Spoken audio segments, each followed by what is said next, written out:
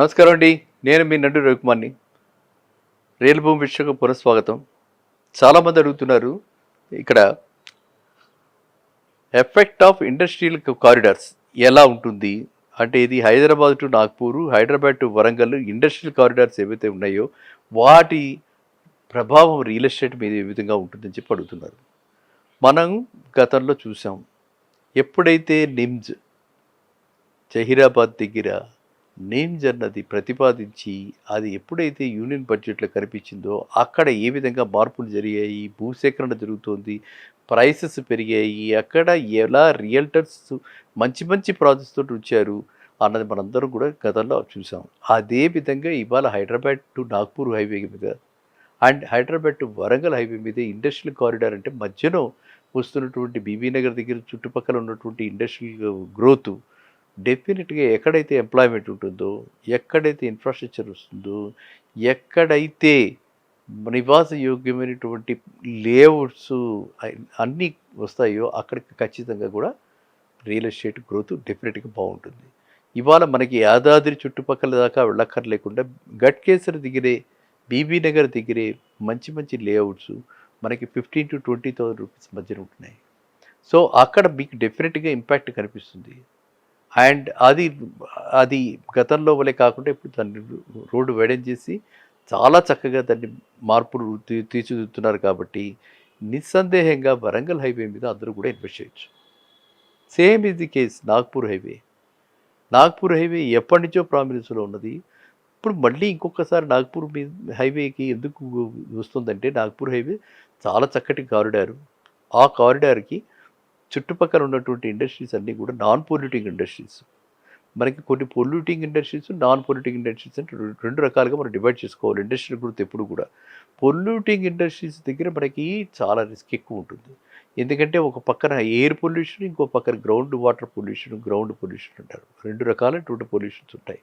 And ఇదే కాకుండా మనం చూసాం పటాన్చెరులో ఏ విధంగా సిలిండర్ ఎక్స్ప్లోడ్ అయ్యింది, ఎంతమంది అమాయకులు అందులో చనిపోయారో చూసాం. ఓకే.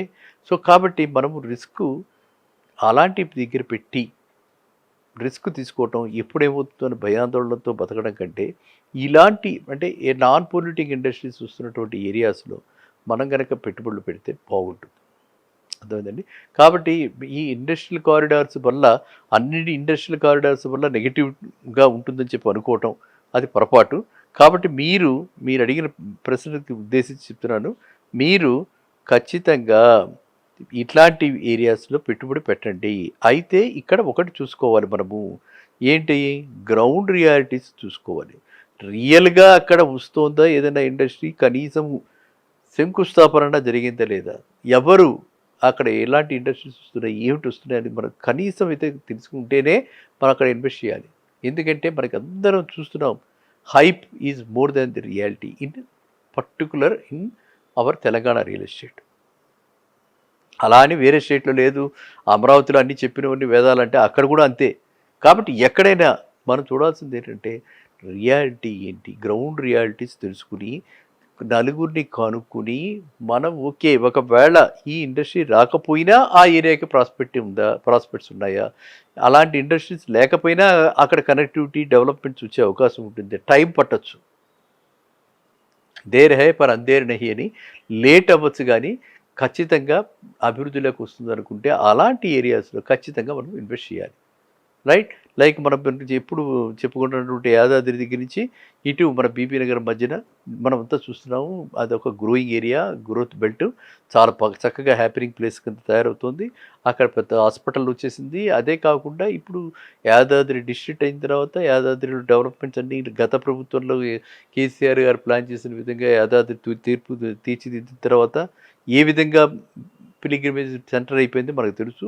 దానికి తోడు మళ్ళీ వెంకటేశ్వర స్వామి, స్వర్ణగిరి వెంకటేశ్వర స్వామి అని చెప్పి వారు కట్టించడం, ప్రైవేట్ మన వ్యక్తి ఆయన ఇంత బ్రహ్మాండంగా చేయించడం, ఇది అన్నీ కూడా ఆ సెంటర్ అంతా కూడా ఒక పిలిగ్రిమేజ్ సెంటర్గా డెవలప్ అయిపోయింది.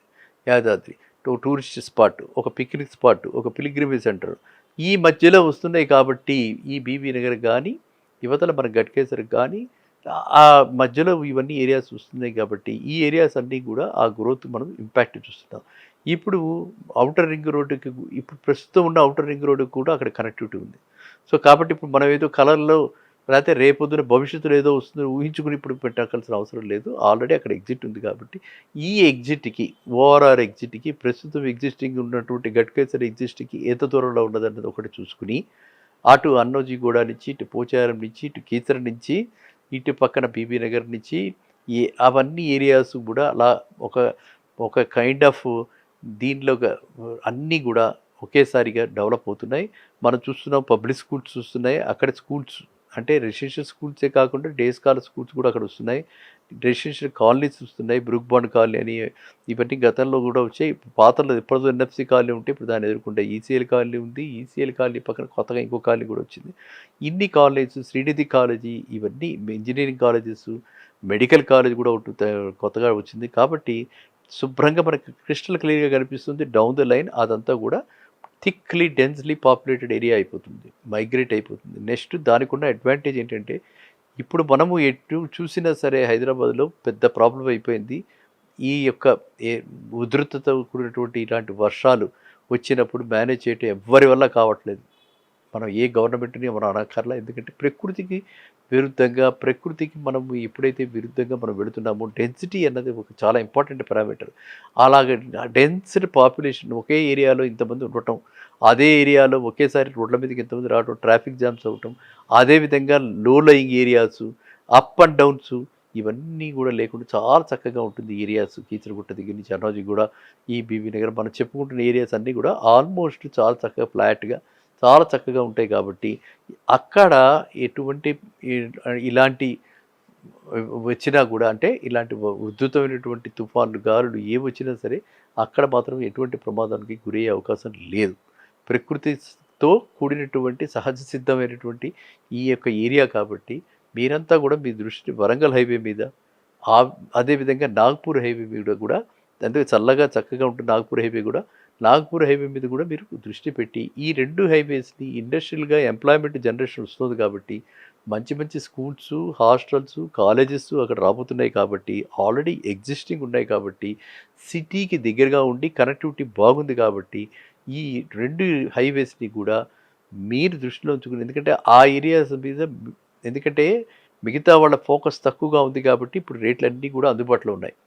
అందువల్ల మీరు ఎక్కడైనా సరే 5,000 రూపీస్ ఎస్ఎఫ్టీ గనక వస్తే శుభ్రంగా గట్కేసర్ దగ్గర లేతే కీసర్ దగ్గర ఆ ఏరియాస్‌లో ఎక్కడైనా సరే 5,000 రూపీస్ ఎస్ఎఫ్టీ చక్కటి గేటెడ్ కమ్యూనిటీ కానీ ఈవెన్ స్టాండ్ అలోన్‌లో మంచి కన్స్ట్రక్ట్ చేసి మంచి స్పెసిఫికేషన్‌తో ఉన్నటువంటి ఫ్లాట్స్ గనక మీకు వస్తే అక్కడ ఫస్ట్ హోమ్ బయర్స్ నిశ్చితంగా కొనుక్కోండి. అదేవిధంగా ఓపెన్ ప్లాట్స్ అయితే మళ్ళీ అక్కడ కూడా లోపలికి వెళ్తే 15,000-20,000 వేల మధ్యన ఉన్నాయి. With connectivity to this places. ఈ ప్లేసెస్ చుట్టుపక్కల ఎక్కడ కొనుక్కున్నా కూడా మనకి రాబోయే కాలంలో ఖచ్చితంగా ఎటువంటి ఇన్ఫ్రాస్ట్రక్చర్ ఏదో ఒకటి ఖచ్చితంగా ఇన్ఫ్రాస్ట్రక్చర్ డెవలప్మెంట్స్ అయితే చేయాల్సిందే. ఏ గవర్నమెంట్ వచ్చినా, ఏ గవర్నమెంట్ ఉన్నా లేకపోయినా ఖచ్చితంగా సెంట్రల్ గవర్నమెంట్ అయినా, స్టేట్ గవర్నమెంట్ అయినా వీళ్ళల్లో ఎటువంటి భేదాలు, విభేదాలు ఉన్నా ప్రజలకైతే మాత్రం వాళ్ళు అందరూ ఒకటే. కాబట్టి వాళ్ళందరూ కూడా మన గురించి ఏదో ఒకటి చేస్తారు. తెలంగాణకి ఇలాంటి ప్రాజెక్ట్స్ ఏదో ఒకటి అమలు చేయడం ఖాయం కాబట్టి అలా అమలు చేసిన పక్షంలో ఇక్కడ రేట్లు బాగా పెరుగుతాయి కాబట్టి మీరు ఇప్పుడే అట్లాంటి ఏరియాస్‌లో ఇన్వెస్ట్ చేసి లబ్ధిదారులు కండి.